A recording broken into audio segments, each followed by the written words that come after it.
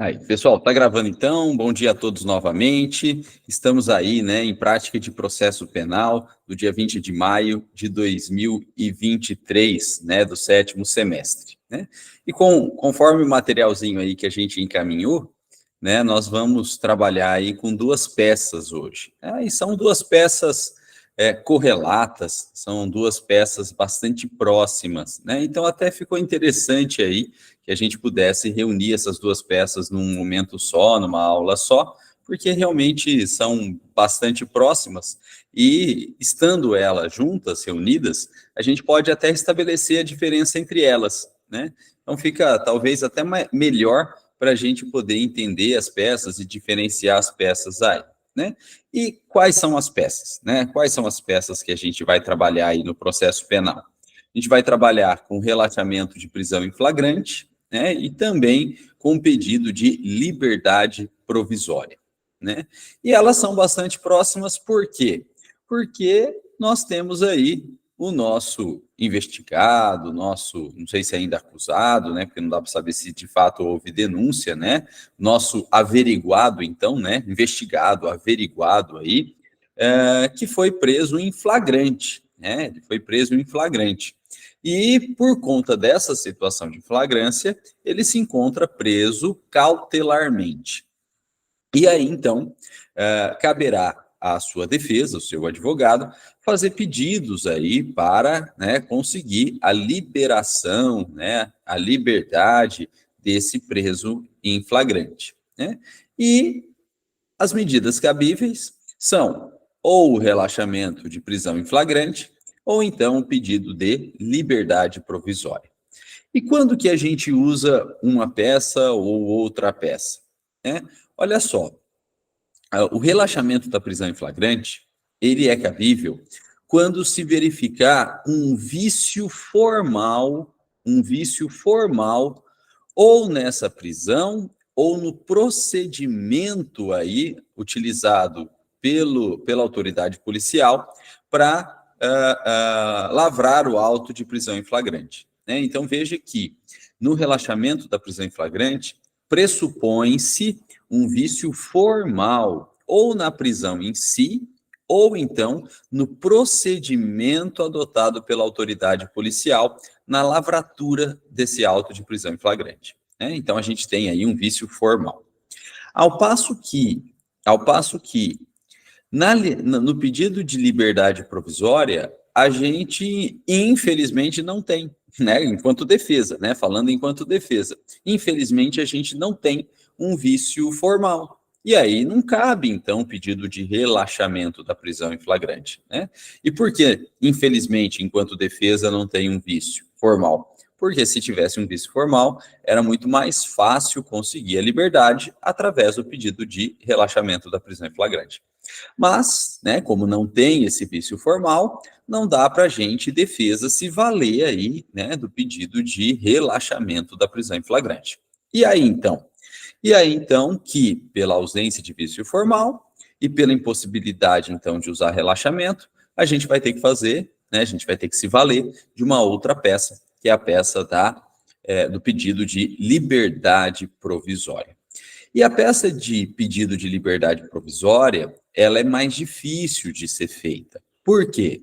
Porque não tem vício formal, e aí então a gente vai ter que trabalhar com a matéria, com o direito de fato, né? O pedido de liberdade provisória, ele trabalha aí com a matéria, com o direito propriamente dito, né? E qual que é o direito discutido num pedido de liberdade provisória?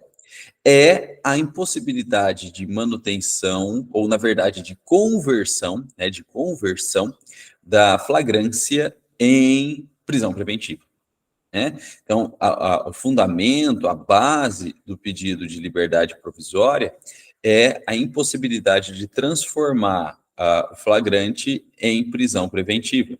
E veja que a pessoa hoje, né, ela só pode permanecer presa, né, se tiver, então, essa possibilidade de converter a prisão em flagrante em preventiva. E aí o juiz converte a flagrância em preventiva e a pessoa continua preso preventivamente, não mais pela flagrância, mas pela prisão preventiva. A pessoa vai continuar presa preventivamente.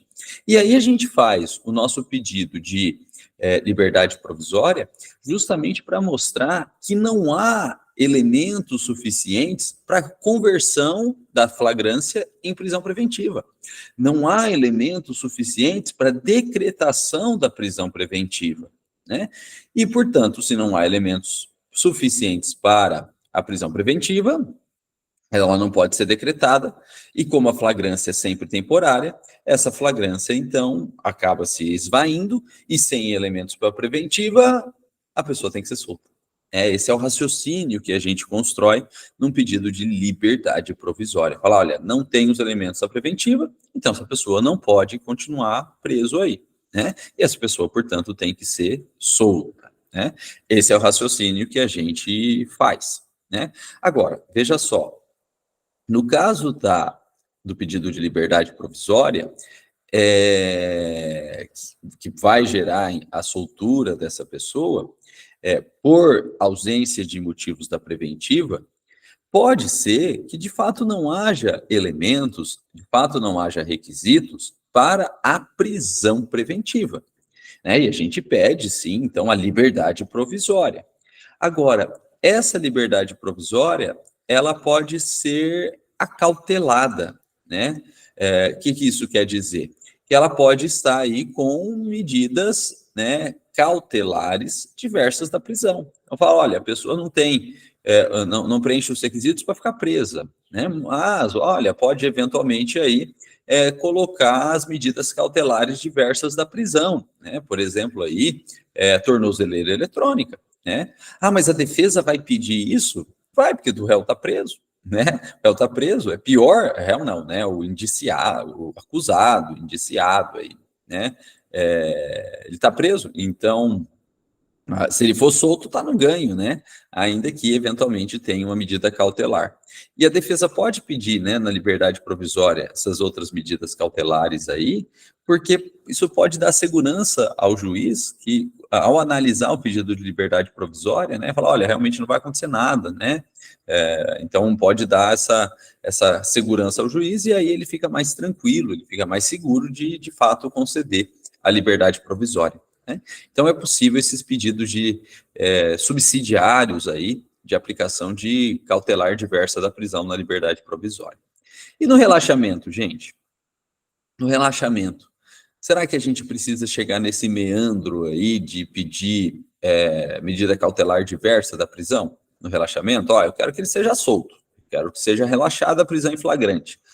Mas será que eu faço pedido subsidiário de concessão de cautelar diversa da prisão? Entendo que no relaxamento não, né? Por quê?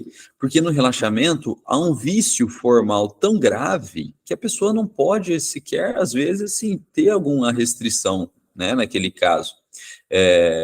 O relaxamento ele decorre de um vício, né? Então, se está viciado, não pode ter nenhum tipo de restrição, né?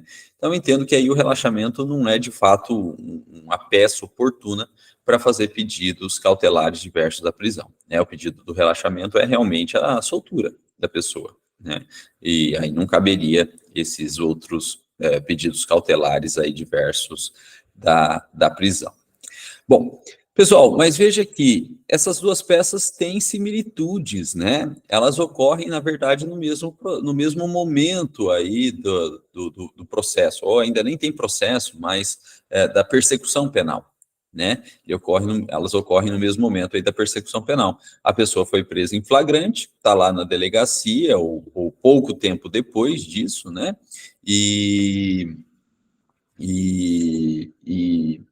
a gente encontra um vício nessa prisão, a gente faz o pedido de relaxamento. A gente não encontra o vício, mas não tem os requisitos da preventiva, a gente faz o pedido de liberdade provisória, né? E normalmente é nesse contexto aí. Mas claro que, uma vez estando preso, né, você pode sempre fazer o pedido de liberdade provisória, né? Só que aí, já estando preso, já tendo sido decretada a preventiva, né, no curso do processo, até no curso da instrução penal aí, decretada a preventiva, você vai fazer um pedido de revogação da preventiva, cumulado com liberdade provisória, né? Se já é no curso do processo, avançado aí, né, na fase de instrução e tal, aí você sempre vai fazer a revogação, pedido de revogação da preventiva, cumulado com liberdade provisória, né? E para provar, né, que pode ser em qualquer momento no curso do processo, eu costumo contar um casinho, né, que eu era estagiário ainda, né, mas eu acompanhei, né, como estagiário, estava na sala de audiência e acompanhei.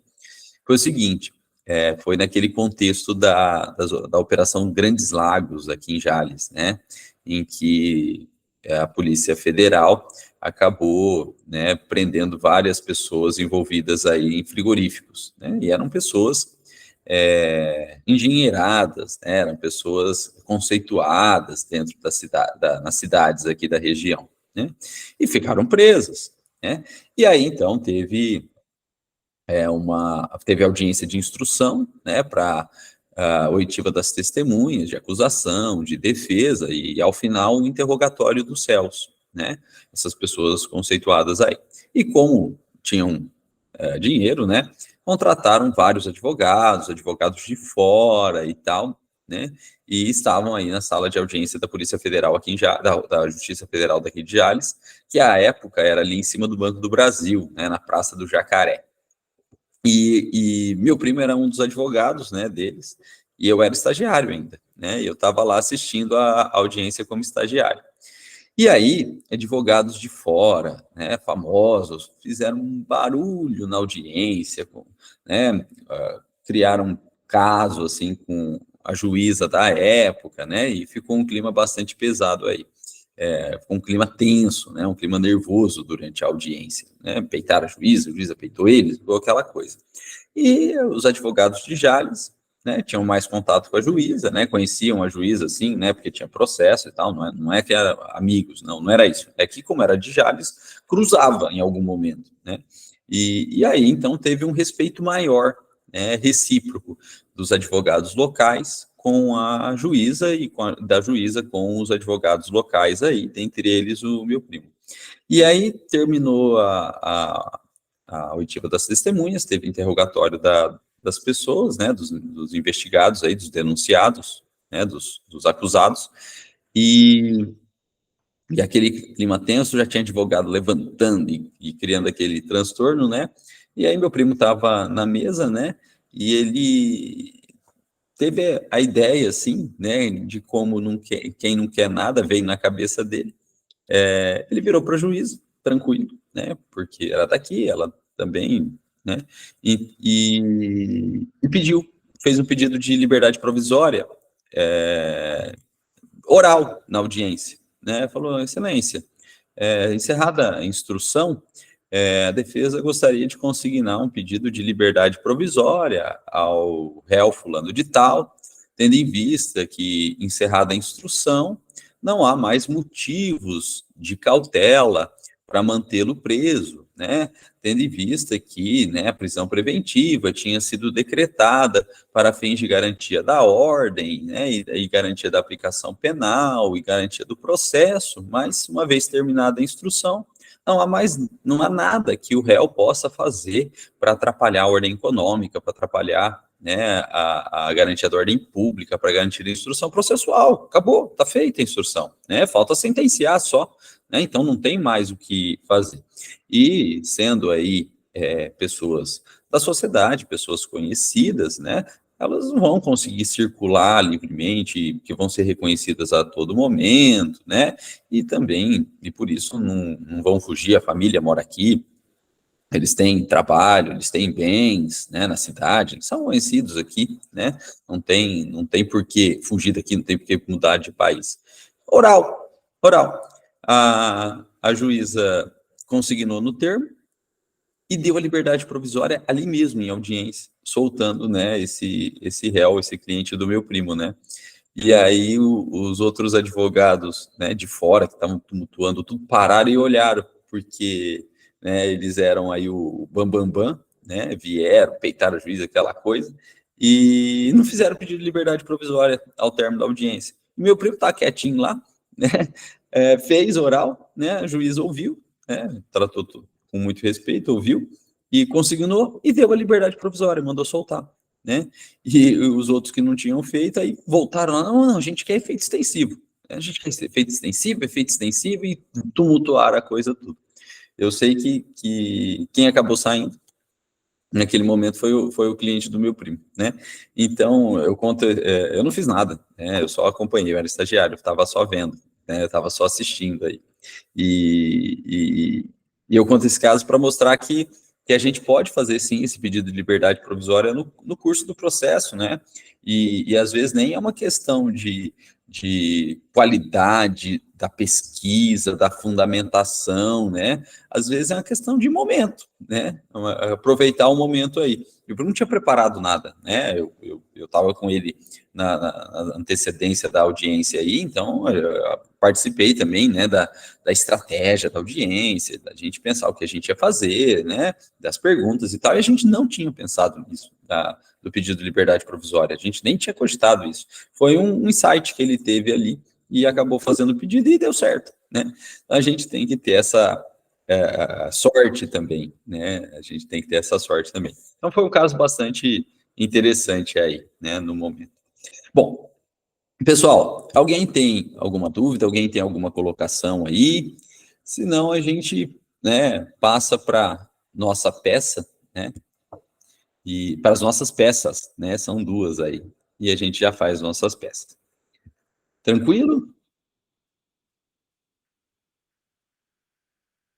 Então, beleza. Então, vamos fazer as nossas peças.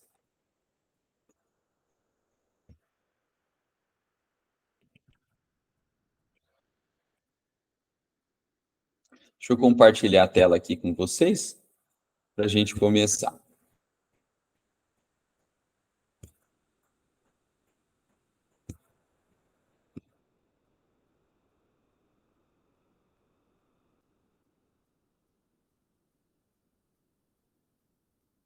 Aí, pessoal, acredito que esteja aparecendo a tela para vocês. Vamos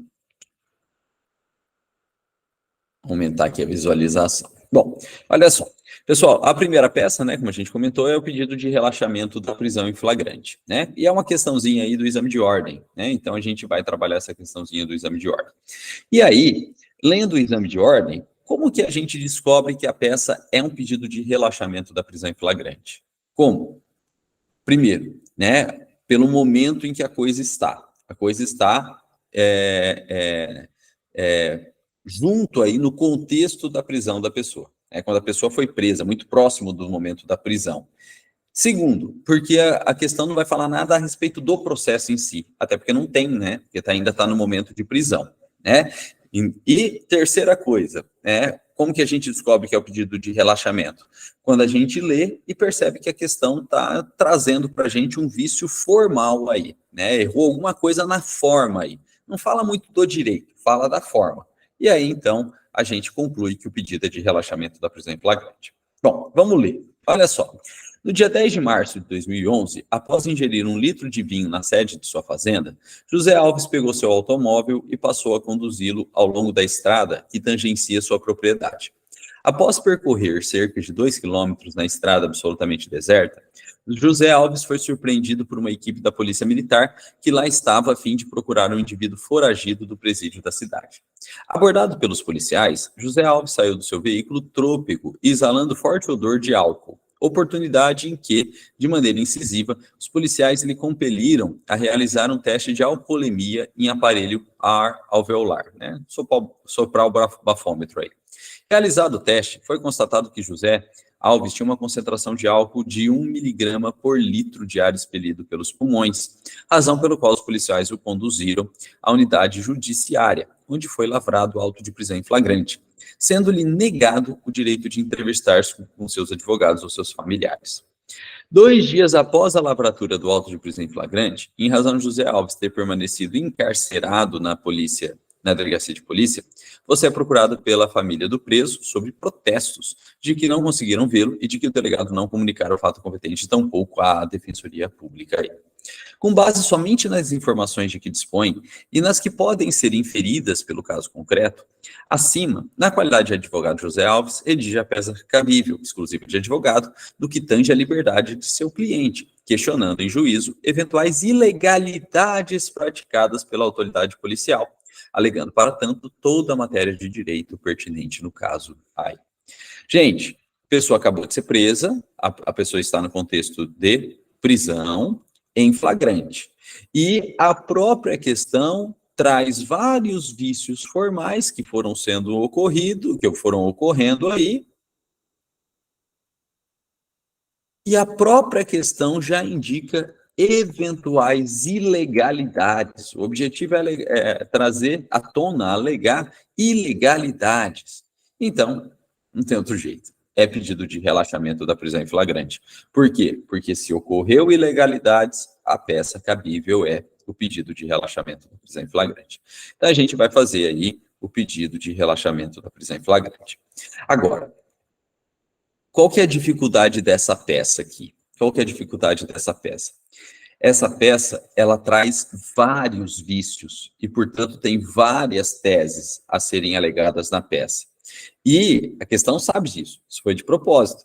Tanto é que ela deixa claro aí que a gente tem que alegar, para tanto, toda a matéria de direito pertinente ao caso. Ela quer que a gente alegue tese por tese, e é bastante coisa. Então, a gente precisa selecionar as teses aí. Vamos ler de novo agora, marcando as teses? Olha só. No dia 10 de março, após ingerir 1 litro de vinho na sede da sua fazenda, José pegou seu automóvel e passou a conduzi-lo ao longo da estrada que tangencia a propriedade rural. Após percorrer cerca de 2 quilômetros na estrada absolutamente deserta, José foi surpreendido pela equipe da polícia militar que lá estava a fim de procurar um indivíduo foragido do presídio da localidade. Abordado pelo José, saiu trôpego, exalando forte, oportunidade que, de maneira incisiva, os policiais compeliram a realizar teste de alcoolemia em aparelho alveolar. Gente, olha só, nós temos aqui já duas teses, né? Aqui nós temos duas teses. Vou colocar aqui, ó, tese 1. Tese 1, a gente já tem uma tese aqui. Vamos mudar a cor para mostrar que não é da questão aí. Tese 1. Qual que é a tese 1? José Alves circulava na sua fazenda, que é propriedade privada. E, portanto, não estava em via pública. Não estava em via pública. E, por isso, não incide as normas de trânsito. E nem os crimes de trânsito. Então, nós estamos diante aqui de uma atipicidade da conduta. Essa é a primeira tese aqui, né? Estamos diante aí de uma atipicidade da conduta. Tese 2. Aqui ainda a gente tem outra tese aí, tese 2. Qual que é a tese 2? Olha só, a via estava deserta. Ainda que eventualmente fosse pública, a via estava deserta. E se a via estava deserta, ele não oferecia risco algum. Então, ainda que eventualmente ele estivesse bêbado, não havia risco algum, né? E a gente não pode esquecer que o direito penal, ele é regido pelo princípio da ofensividade, o que significa que só há crime se houver ofensa, de fato, a bem jurídico protegido. No caso, como a via estava deserta, não havia perigo algum, não havia risco algum de lesão ao bem jurídico, né? Então, também, a gente tem aí uma atipicidade da conduta. Vamos escrever? Havia, ainda que eventualmente pública, estava deserta. E, por isso, José Alves não oferecia perigo ou dano algum ao bem jurídico protegido, que é a segurança do trânsito. Isso a gente vai chamar também de atipicidade da conduta. Contudo, né, é uma atipicidade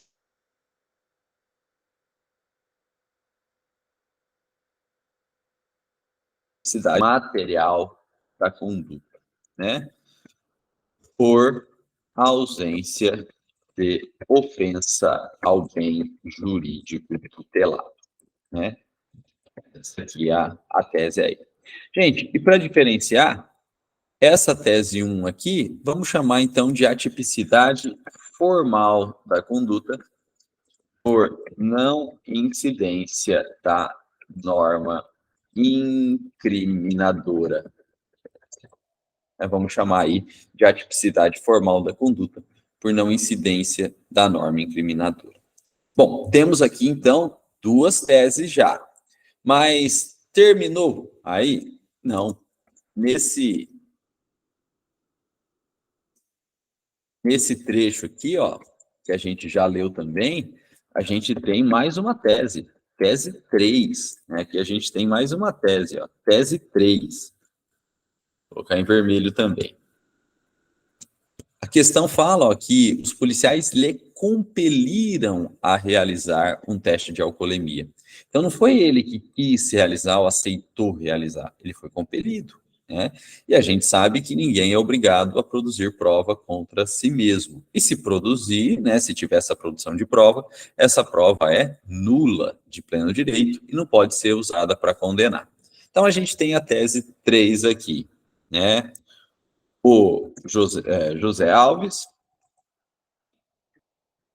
foi obrigado a realizar exame contra a sua vontade, o que viola o princípio penal da proibição de produção de prova contra si mesmo, que é o famoso princípio do nemo tenetur non se tedinem. Acho que é assim que escreve. O princípio do non tenetur non se tedinem, né? Proibição de produzir prova contra si mesmo aí, né? O que torna nula de pleno direito eventual prova ou indício que seja colhido. Né? Então não pode usar o exame de alcoolemia, né? Não pode usar o exame de alcoolemia, porque a pessoa foi forçada. Então, veja, já temos 3 teses aí. Bom, vamos passar para a próxima.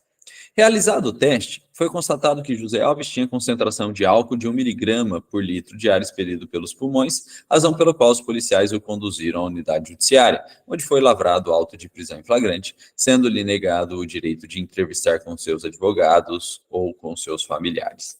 Aqui a gente tem tese 4. Cerceamento do direito de defesa. Né? Cerceamento do direito de defesa. Por quê? Porque tem que ser garantido sempre, né, o acesso à defesa, né? Então, cerceamento do direito de defesa, pois foi negado acesso à defesa, né? Então, cerceamento do direito de defesa. Próxima tese aí. Bom, mas não parou, olha só. 2 dias após a lavratura do auto de prisão em flagrante, em razão de José Alves ter permanecido encarcerado na delegacia, você é procurado pela família do preso sob protestos que não conseguiam vê-lo e de que o delegado não comunicara o fato ao juízo competente, tampouco a Defensoria Pública. Tese 4. Tese 5, na verdade. Tese 5 aqui. Tese 5. Qual que é a tese 5? Olha só.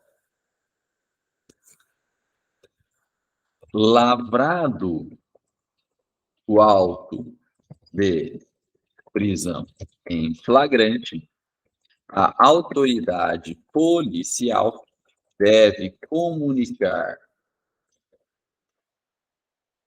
fato à família e a defensoria, ao juízo, né, ao juízo e a defensoria pública no prazo máximo de 24 horas. No prazo máximo de 24 horas.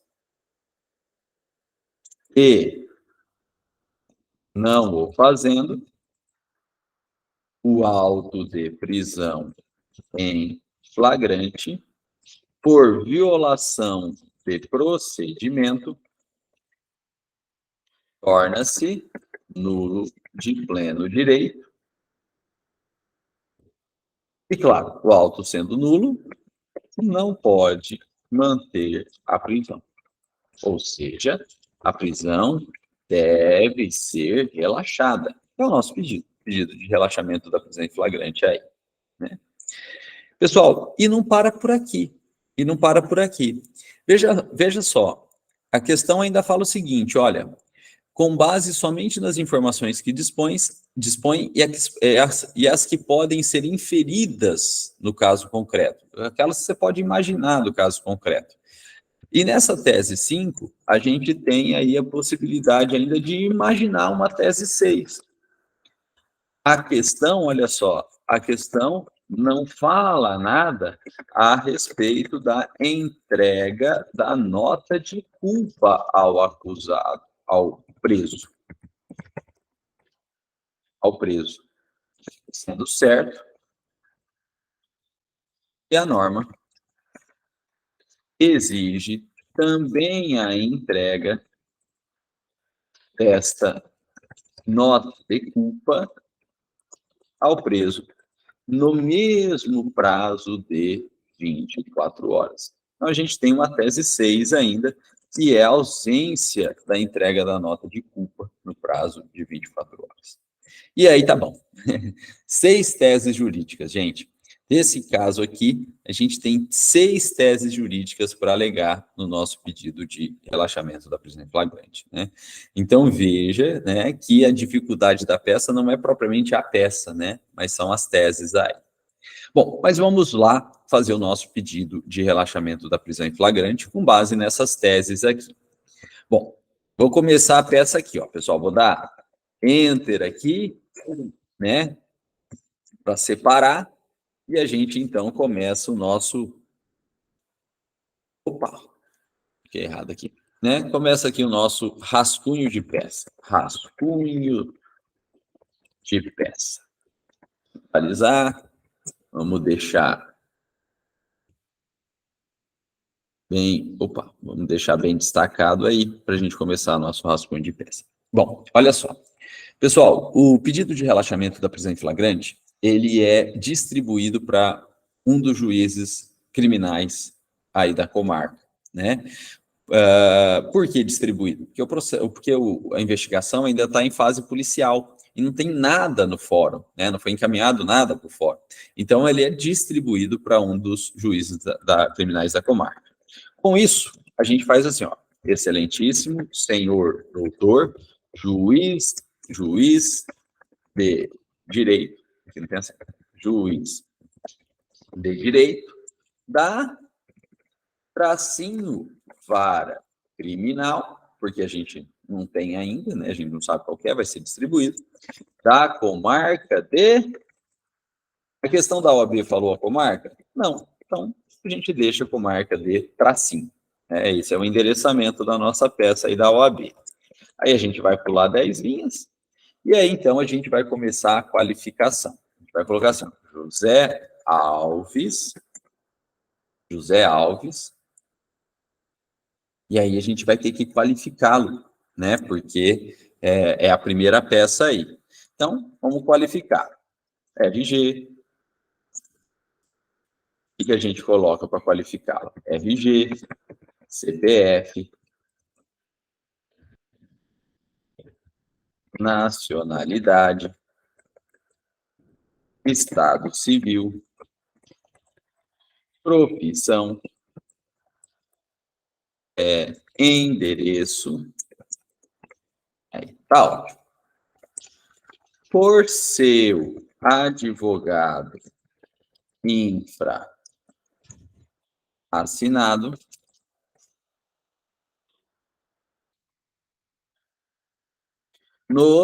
olha só, nos autos do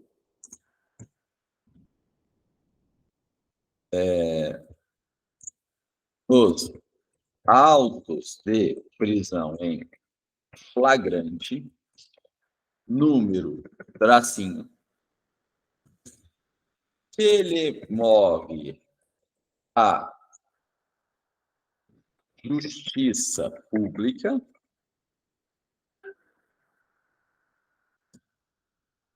tem respeitosamente a presença de Vossa Excelência apresentar pedido de relaxamento da prisão em flagrante, com fulcro nos artigos 5º, L,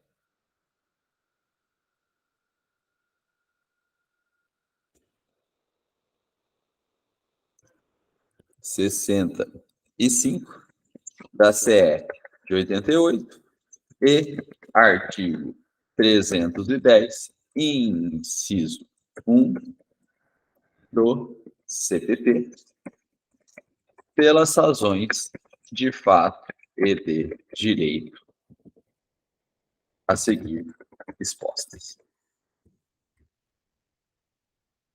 Esse é o endereçamento e essa é a qualificação aí do nosso pedido de relaxamento. Gente, a peça é bem tranquila, né, enquanto esqueleto. O problema foi identificar as teses, né? Bom, e aí o que a gente tem que fazer? Primeiro, narrar os fatos. Os fatos. E aí a gente faz bem resuminho aí. O preso José Alves conduzia veículo em sua propriedade rural quando foi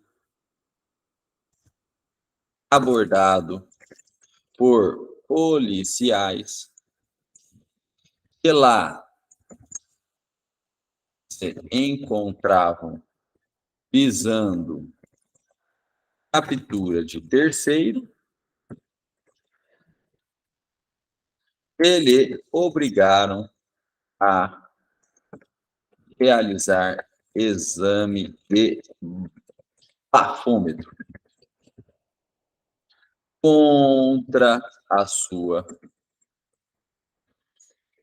vontade e disposição. Foi conduzido à delegacia de polícia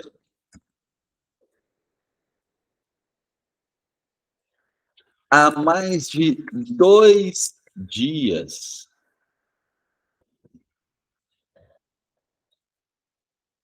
atrás. E, inobstante o tempo passado, até a presente data,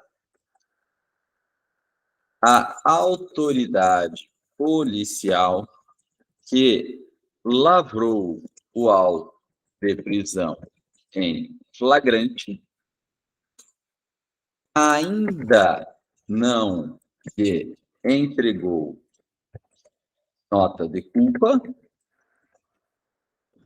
não permite entrevista com a defesa e familiares, não comunicou o juízo e nem a defensoria pública, tendo, portanto, tal auto de prisão em flagrante, sendo não, padecendo, né? Padecendo, portanto, tal auto de prisão em flagrante, de diversos vícios formais insanáveis e que ensejam o imediato relaxamento da prisão em flagrante. O que desde logo se requer. Aí, fizemos um resuminho conciso aí dos fatos. Gente, na OAB, né, vocês vão ter que fazer resumo de fato, mas sempre bem conciso, né? Sempre bem conciso aí. Então, fizemos nosso relatóriozinho aí. E aí a gente tem que vir aqui do direito. E aí a gente vai ter que colocar as teses. Né? Vou pegar aqui, ó. Pegar aqui e deixar as teses aqui. Nessa parte do direito, a gente vai ter que requerer essas teses aqui, ó. Tese 1, tese 2, tese 3. Vamos pegar a tese 3. Vamos colocar aqui também, né? Tese 3. Tese 4. E tese, cadê? 5 e 6. Aqui. Tese 5 e 6. Então, tem que alegar essas teses aqui.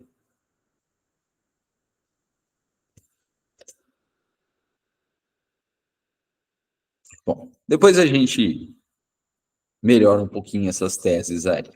Bom, para a gente finalizar, o esqueleto da peça é super simples. 3 dos pedidos finais. O que a gente requer aqui nos pedidos finais? Isso é importante. Olha só, a gente tem que requerer, claro, o relaxamento da prisão em flagrante. Agora, tem um detalhe importante. Não adianta só a gente requerer o relaxamento se a pessoa está presa, porque ela precisa sair. E para ela sair, de fato, a gente tem que pedir a expedição de alvará de soltura. Isso é muito importante. Não pode esquecer o pedido de alvará de soltura. Então, a gente faz o pedido de relaxamento, cumulado com o pedido de expedição de alvará de soltura. Vamos fazer? Olha só, diante do exposto de todas as ilegalidades perpetradas pela autoridade policial, requer-se de imediato o relaxamento da prisão em flagrante ilicitamente imposta a José Alves com a expedição do respectivo e devido alvará de soltura como medida de justiça. Esse é o pedido, né? A gente pede o relaxamento, cumulado aí com a expedição do respectivo alvará de soltura, né? Mas isso aqui não pode esquecer, gente. Isso aqui não pode esquecer. Tem que requerer, se a pessoa está presa, tem que requerer a expedição do alvará de soltura. E aí fica assim, termos em que pede e espera deferimento, local,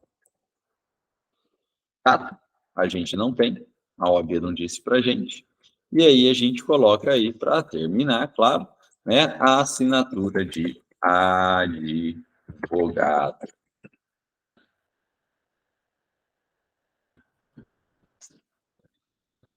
Essa parte aqui costuma ser centralizada. Tá? Que peça tranquilinha de fazer, ao menos formalmente tranquilinha de fazer. Né? O que é difícil é selecionar as teses, né? O difícil é selecionar as teses. Mas, selecionadas as teses, a peça em si é super facinho de fazer. É só isso aqui, né? Bom, pessoal, como a gente tem, né, 2 peças para a gente fazer hoje, né? Eu vou deixar as teses aqui para vocês relatarem, para vocês complementarem aí. Mas, para a gente tentar ajudar um pouquinho, né? Vamos ver se a gente consegue pegar os dispositivos de lei, até da Constituição, para fundamentar o pedido de vocês. Olha só, a tese 1, que é a tipicidade formal, ela não vai ter um artigo sobre a tese. Ela não vai ter um artigo sobre a tese. Vocês vão usar que artigo? O artigo de embriaguez ao volante, né? E vocês vão bater nos elementos do artigo de embriaguez ao volante, falando que o caso concreto não se adequa a esse artigo, né, de embriaguez ao volante. E qual que é o artigo aí, né? É o 306 do CTB. Então vamos colocar, ó, refutar os elementos objetivos do tipo penal do artigo 306 do CTB. Então, aqui que é a base. Vocês vão refutar os elementos objetivos formais, né, do tipo penal do artigo 306 do CTB. A segunda tese, né, é uma tese que não tem também artigo, né? Por quê? Porque é uma tese principiológica, né? Então, aqui nessa segunda tese, usar princípios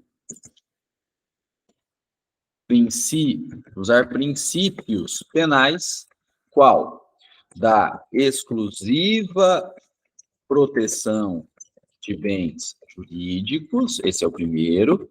Segundo, princípio aí da ofensividade, né? Ofensividade. E se vocês quiserem, né, aprofundar aí, vocês podem usar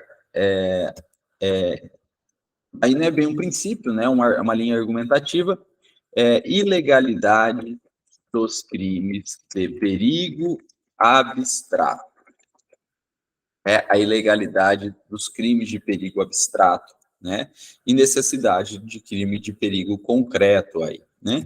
E uma outra linha argumentativa, vocês podem usar a teoria da tipicidade conglobante. Olha só, teoria da tipicidade conglobante de Raul Zaffaroni. Muito interessante aí, né? A tese, a teoria da tipicidade conglobante de Raul Zaffaroni. Agora, veja, aqui nós estamos fazendo, nós não estamos fazendo um relaxamento, nós estamos fazendo um TCC, né? Aqui é bastante profundo aí, mas beleza. Bom, a próxima tese, o princípio do nemo tenetur, né? Ninguém é obrigado a produzir prova contra si mesmo, aí é princípio mesmo. Cerceamento de defesa, pois não foi negado acesso à defesa. Então aqui a gente pode usar, né, aqui o artigo 5º, né, artigo 5º, incisos 55, 56 e 57, que fala da ampla, que fala do devido processo legal, que fala da ampla defesa e também do contraditório. Esses são os artigos aqui. Aí o quinto, a tese quinta, ele fala da questão de comunicação da defensoria no prazo de 24 horas. Esse aqui está previsto no artigo 306 do CPP, né? A base aqui é o artigo 306 do CPP. E aqui a questão não fala nada a respeito da entrega da nota de culpa. A entrega de nota de culpa, se eu não me engano, está também por volta aí do artigo 306 do CPP, né? Também aqui. E esses são os artigos base aí para fazer essa peça. Gente, como eu disse, vou deixar para vocês completarem a peça aí, né? Escrevendo essas teses aqui, né? A gente fez um resuminho, a gente explicou o que é, e aí eu deixo com vocês para vocês completarem essas teses aqui, né? Vai depender de um pouquinho de pesquisa, mas aí que está também o exercício, né? Gente, beleza aqui essa peça? Que é o pedido de relaxamento. Alguém tem alguma dúvida? Alguém tem alguma colocação aí? Ok? Maria Amélia, tranquilo? Então, beleza. Bom, pessoal, então a gente deixa o esqueleto dessa peça, depois eu vou salvar esse arquivo aqui de novo com as alterações, claro, né, e vou mandar para vocês, e aí dá para fazer a peça. Bom, e a gente passa então para a nossa próxima peça aí, que é o pedido de liberdade provisória. Vamos lá. Pedido de liberdade provisória. Também é uma prova da OAB, né, um pouquinho mais recente, caiu em 2015 aí, né? E aqui também a gente vai ter que dar uma lida na questão, né, e selecionar aí os motivos pelos quais a gente descobre que a peça é de liberdade provisória e também selecionar quais são as teses de defesa que a gente vai alegar. Então vamos lá. Olha só, questão 2 aí. Wesley, estudante, foi preso em flagrante no dia 3 de março de 2015, porque conduzia um veículo automotor que sabia ser produto de crime pretérito, registrado em delegacia da área em que residia.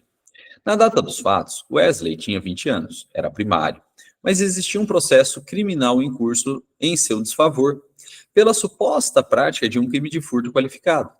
Diante dessa anotação em sua folha de antecedentes, a autoridade policial representou pela conversão da prisão em flagrante em preventiva, afirmando que existiria risco concreto para a ordem pública, pois o indiciado possuía outros envolvimentos com o aparato judicial. Você, como advogado indicado por Wesley, é comunicado da ocorrência da prisão em flagrante, além de tomar conhecimento da representação formulada pelo delegado. Da mesma forma, o comunicado de prisão já foi encaminhado para o Ministério Público e para o magistrado, sendo todas as legalidades da prisão em flagrante observadas. Considerando as informações narradas, responda: qual a medida processual, diferente de habeas corpus, a ser adotado pela defesa técnica? Gente, é um pedido de liberdade provisória, né? A gente já sabe, mas como que a gente sabe?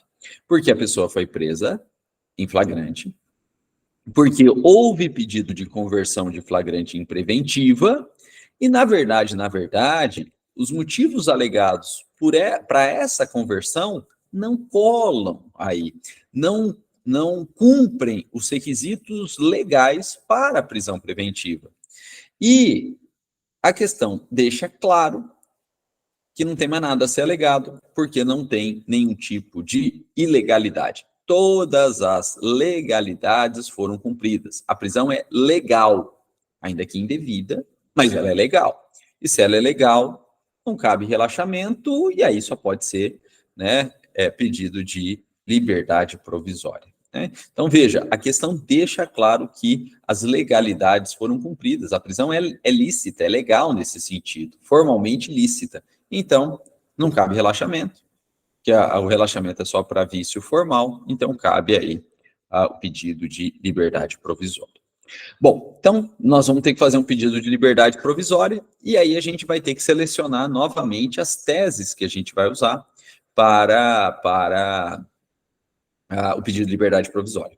E as teses, elas se pautam aí, gente, no não cabimento de prisão preventiva. Então a gente tem que procurar teses que refutam, que impedem a decretação de prisão preventiva. Então a gente tem que saber quais são os requisitos para prisão preventiva para a gente poder levantar teses que inadequam, né, a prisão preventiva ao caso concreto aí. E os fundamentos que permitem a prisão preventiva estão no artigo 313 do Código de Processo Penal, né? Os argumentos, os fundamentos da prisão preventiva estão no artigo 313. Então, a gente tem que encontrar teses que façam com que o fato não se adeque ao 313, né? Nós não vamos pegar aqui o 313, né? Mas vocês devem aí, né, no aconchego do lar, pegar aí o artigo 313, né, porque ele vai ser a base da nossa peça. Mas vamos lá. Vamos ler agora a questão para a gente pegar as teses aí. Olha só. Wesley foi preso em flagrante no dia 3 de março, porque conduzia um veículo automotor que sabia produto de crime pretérito registrado em delegacia da área que residia. Gente, foi preso em flagrante porque estava conduzindo um veículo produto de crime. A questão não fala, mas qual que é o tipo penal pelo qual ele foi preso? Se ele está recebendo produto de crime, que sabe ser produto de crime, ele está praticando o crime de receptação. Ele está praticando o crime de receptação.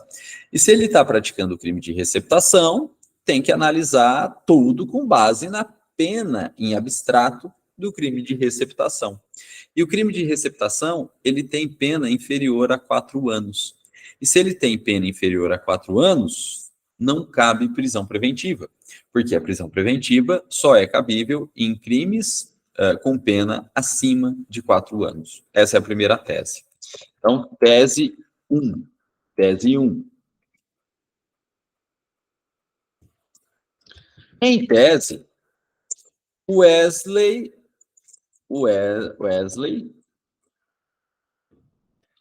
teria praticado, quanto muito, crime de receptação. E tal tipo penal tem pena abstrata inferior a 4 anos, o que não permite prisão preventiva, no caso, tendo em vista que esta somente é cabível em crimes com penas maiores que 4 anos. Artigo 313 do CPP. Daí, porque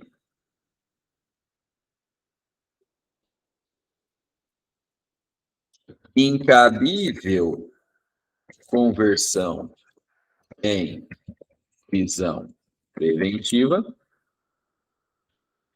o acusado enseja liberdade provisória. Essa é a primeira tese. Bom, vamos continuar que tem mais tese. Na data dos fatos, Wesley tinha 20 anos, era primário, mas existia um processo criminal em seu desfavor pela suposta prática de um crime de furto qualificado. Diante dessa anotação em folha de antecedentes, a autoridade policial representou pela conversão da prisão em flagrante em preventiva, afirmando que existia risco concreto para a ordem pública, pois o indiciado possuía outros envolvimentos com o aparato judicial. Que a gente tem a segunda tese. Olha só, tese 2. Fala aí que ele tinha processo criminal em curso. E se ele tinha processo criminal em curso, presume-se que não tem nem condenação, nem trânsito em julgado. E se não tem nem condenação e muito menos trânsito em julgado, esse processo em curso não pode ser usado em seu desfavor, porque, todo mundo sabe, a gente está no Estado democrático de direito, que a gente tem o princípio aí da presunção de inocência. Então, só pode ser utilizado em desfavor de alguém se houver condenação transitada em julgado. Do contrário, presume-se que a pessoa é inocente, Então, não poderia ser usado aí, E depois, a questão ainda fala que a autoridade policial representou pela conversão, aduzindo que haveria risco à ordem pública, porque o cara teria aí outros envolvimentos com o aparato judicial. Primeiro, não tem envolvimento. E mero envolvimento não é suficiente para violação da ordem pública, porque a gente trabalha com o princípio da presunção de inocência. Então vamos lá, olha só. No caso, não há qualquer condenação penal transitada em julgado,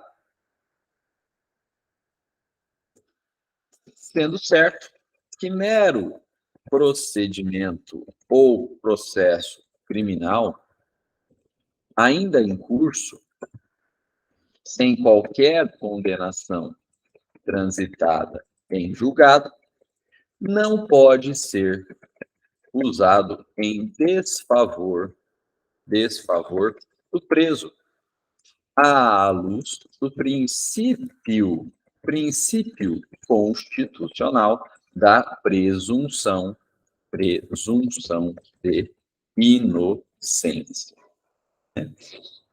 Vamos pegar aqui qual que é o artigo que fala da presunção de inocência, né, na Constituição, não sei de cabeça. Vamos pegar aqui no celular, presunção de inocência.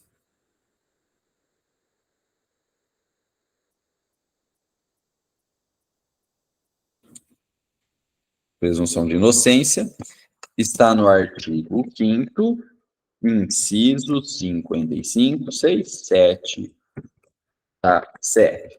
Ninguém será considerado culpado sem uma sentença penal transitada em julgado. Aí, né? Então, presunção de inocência. Por isso, o acusado é primário e de bons antecedentes, não havendo nada em seu desfavor. Mas não para por aí, não havendo nada em seu desfavor e, portanto, não havendo risco à ordem pública.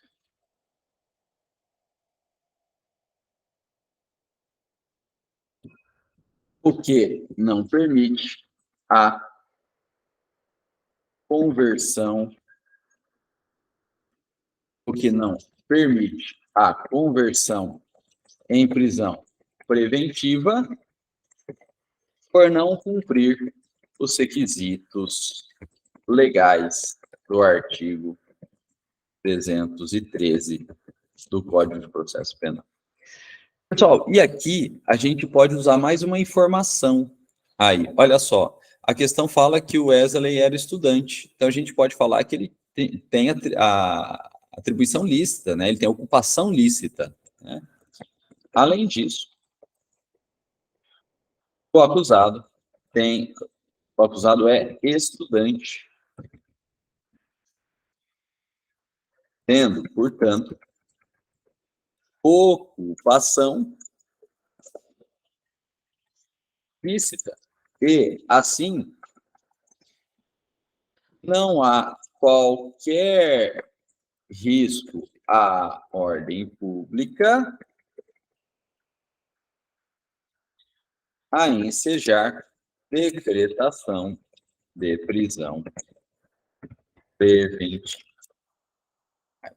Beleza. E aí a questão fala, você como advogado indicado por Wesley, bom, então é isso. Essas são as duas teses aqui, né? Essas são as duas teses que a gente tem para rechaçar, né,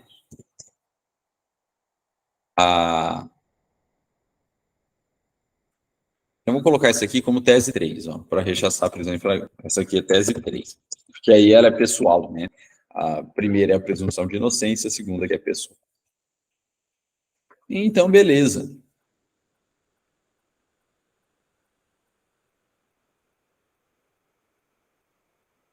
Essas são as duas teses. Pessoal, beleza aqui? Tranquilo?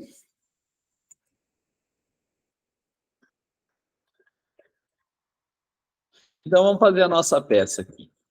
Vamos lá fazer a nossa peça, rascunho da peça. Olha só, o endereçamento é o mesmo. O endereçamento é o mesmo, né? Por quê? Porque a gente não sabe qual é o juízo, né? A gente ainda não sabe qual é o juízo. Então, vai ficar, excelentíssimo senhor doutor, juiz de direito da tracinho vara criminal da comarca de tracinho. A OAB não deu para a gente o juízo, não deu a comarca, então não tem como a gente pôr. A gente põe esse tracinho aí. Aí a gente coloca as 10 linhas e começa a fazer a qualificação aí. Ó, Wesley, RG, CPF, nacionalidade, estado civil, profissão a gente tem, estudante. Endereço nós não temos. Endereço aí. Representado por seu advogado infra-assinado nos autos de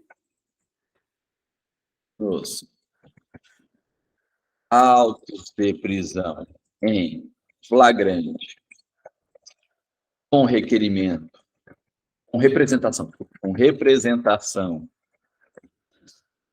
por prisão preventiva, número, tracinho, ele move a justiça pública, vem respeitosamente à presença de Vossa Excelência, apresentar pedido de liberdade provisória sem medidas cautelares, com fulcro nos artigos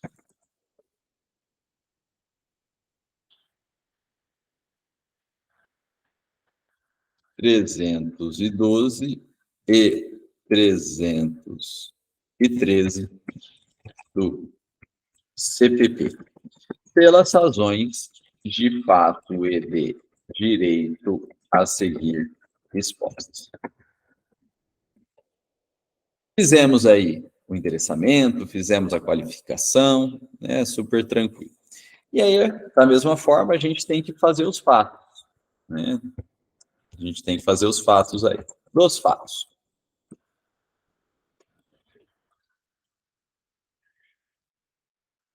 Vamos lá, ó. Wesley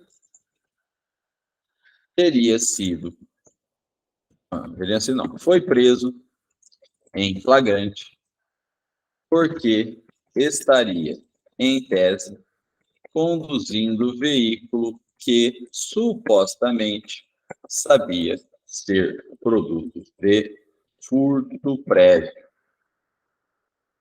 E, por isso, conduzido à autoridade policial que lavrou auto de prisão em flagrante. Neste auto, a autoridade policial representou pela conversão em prisão preventiva, aduzindo, ou alegando, que haveria supostamente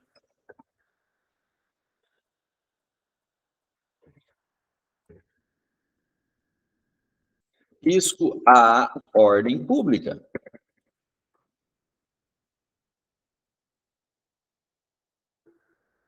Porque o acusado sofreria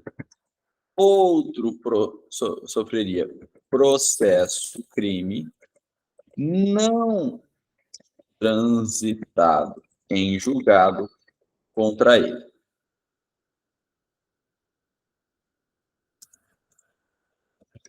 O acusado é primário, tem bons antecedentes e ocupação lícita.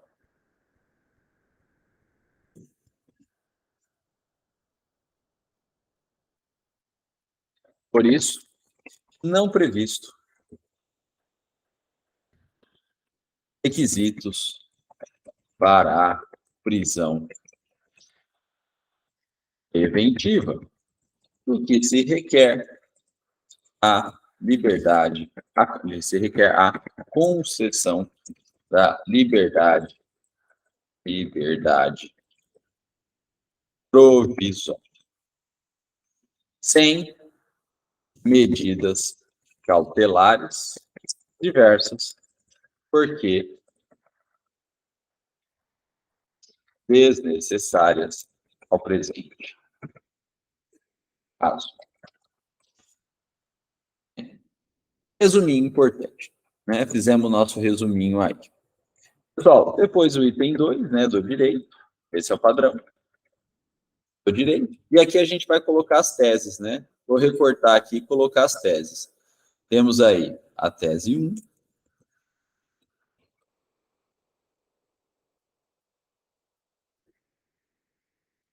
temos aí a tese 2 e a tese 3.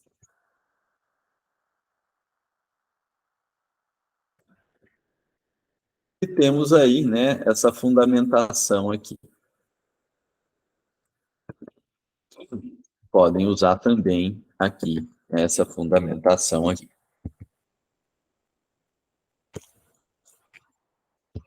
Ah.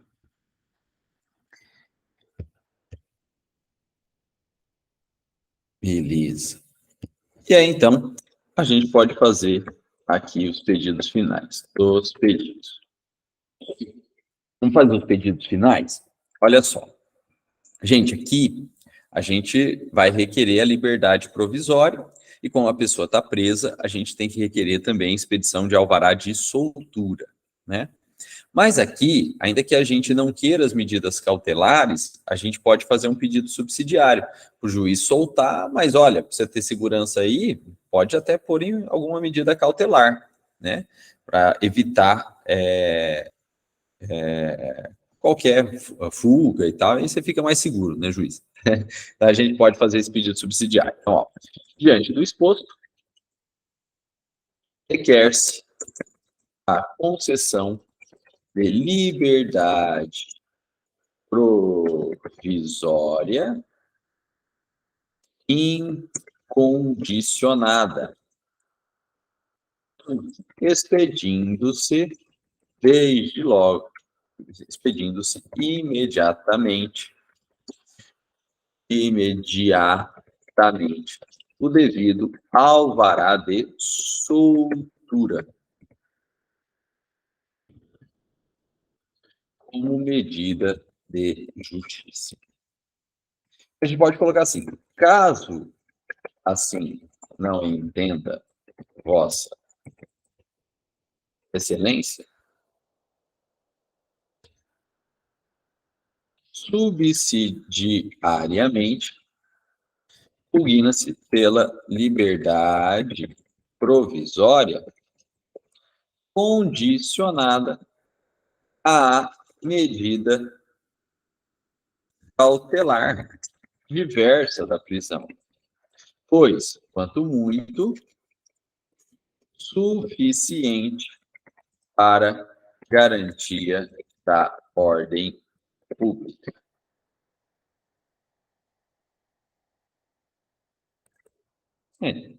Fala, olha, para que vai manter o cara preso? Uma medida cautelar diversa já é suficiente, né?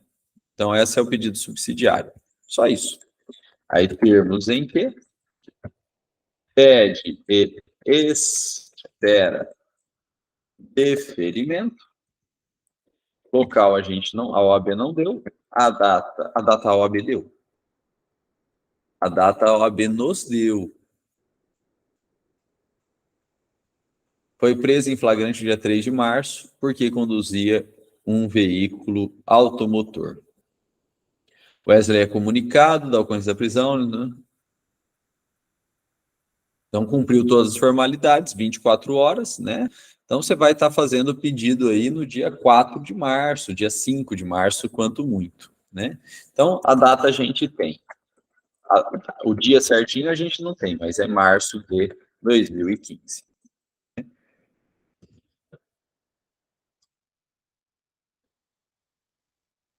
E assinatura de advogado.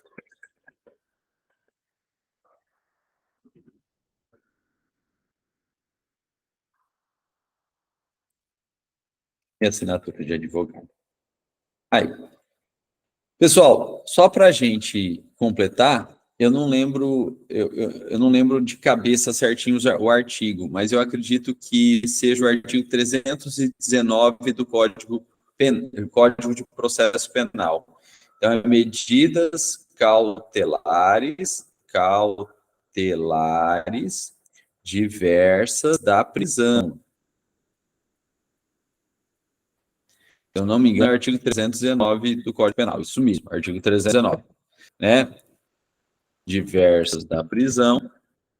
Vamos colocar aqui, do artigo 319 do CPP, pois, quanto muito suficiente para a garantia da ordem pública. Então, 319. E essa aqui é a peça. Gente, aqui também, né, vou deixar aí a fundamentação para vocês escreverem. Mas as teses são essas, né?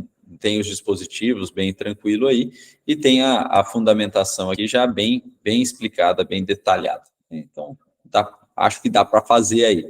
Vai precisar de um esforcinho, né? Mas acho que dá para fazer, então. Né? Pessoal, beleza isso aqui? Alguém tem alguma dúvida? Alguém tem alguma pergunta aí? Deixa eu salvar aqui essa versão com esqueleto de peça, para eu poder mandar para vocês depois. Alguém tem alguma dúvida? Jéssica, Maria Amélia. Tudo certo? Então tá. Gente, eu vou tirar aqui a tela, né? Salvei aqui o arquivo, já vou mandar para vocês também. Assim que o vídeo aqui ficar disponível, eu já vou baixar, vou postar no YouTube, e aí eu mando para vocês também, para a turma poder fazer. Né? Então, agradeço aí a presença e a paciência de vocês. Eu vou interromper aqui a gravação, mas caso tenha alguma colocação, fiquem à vontade aí.